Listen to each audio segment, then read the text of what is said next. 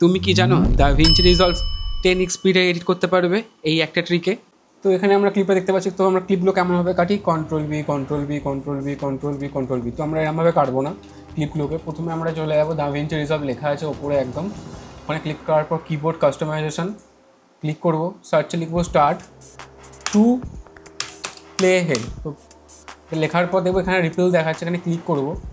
তো এখানে প্লাস চিহ্ন আছে, এটা প্লাসের চিহ্ন করার পর আমরা লিখবো F1 টিপবো কিবোর্ড থেকে, দিয়ে সেভ করে দেবো। আমাদের প্লে হেডটা যেখানেই আছে আমরা F1 মারবো, অটোমেটিক তার পিছন থেকে কেটে যাবে, মানে লেফট সাইড থেকে কেটে যাবে। এক্সাম্পল ধরুন আমি এখান থেকে কাটবো, কেটে গেল, অটোমেটিক কেটে যাবে, ঠিক আছে।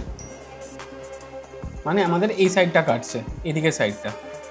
তো আবার সেকেন্ড অপশন আবার ক্লিক করবো আমরা, দ্য কিবোর্ড কাস্টমাইজেশনে ক্লিক করবো, সার্চে ক্লিক করবো আবার split SPLIT, split clip CLI, split clip দেখাচ্ছে এখানে।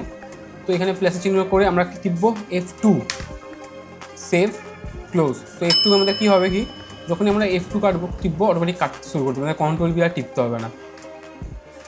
এটা খুব সহজ শর্টকাট একটা, ঠিক আছে।